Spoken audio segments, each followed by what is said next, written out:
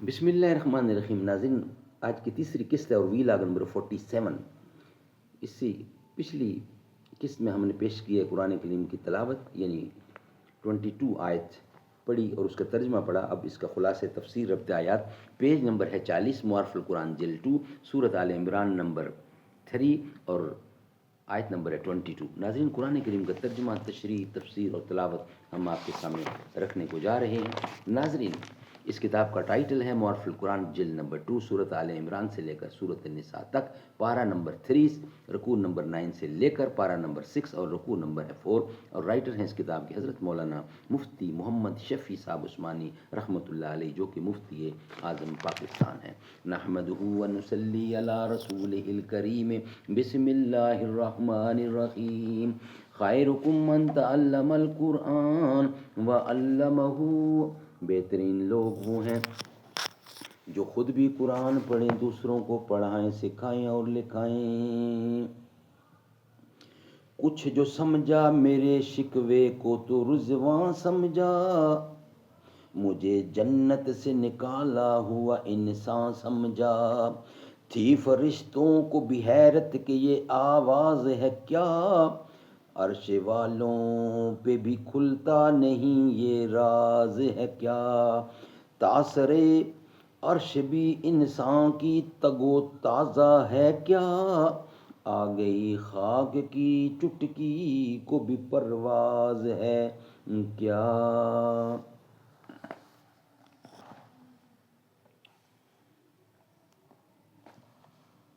ربط آیات، خلاصہ تفسیر.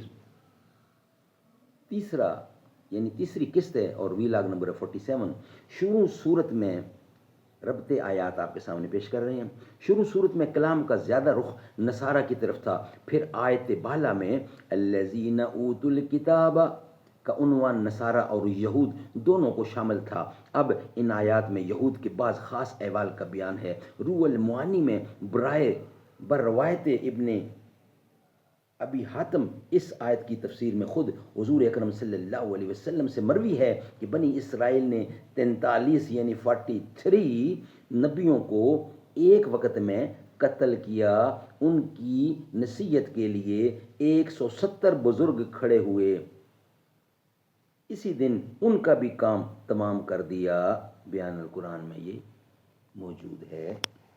ناظرین، بیشتر جو لوگ کفر کرتے ہیں اللہ تعالیٰ کی آیت کے ساتھ، جیسے یہود کہ انجیل اور قرآن کو نہیں مانتے اور قتل کرتے ہیں پیغمبروں کو، اور وہ قتل کرنا خود ان کے خیال میں بھی ناحق ہوتا ہے اور نیز قتل کرتے ہیں ایسے شخصوں کو جو افعال و اخلاق کے اعتدال کی تعلیم دیتے ہیں. سو ایسے لوگوں کو خبر سنا دیجئے ایک سزائے دردناک کی، اور یہ وہ لوگ ہیں کہ مجموعہ افعال مذکورہ کے سبب سے ان کے سب اعمال صالح غارت ہو گئے، دنیا میں بھی اور آخرت میں بھی، اور سزا کے وقت ان کا کوئی حامی و مددگار نہ ہوگا. ناظرین، یہ تھا ویلاگ نمبر 47 اور تیسری قسط تھی. اور اب آئے گی چوتھی قسط اور ویلاگ آئے گا 48، جو ہم آپ کے سامنے رکھیں گے اس کے بعد. ہر ایک مقام میں، ہر ایک مقام پر، ہر ایک جہاں میں، ہر ایک جہاں میں، ہر ایک مقام پر نبی کے جھنڈے گڑے ہوئے ہیں.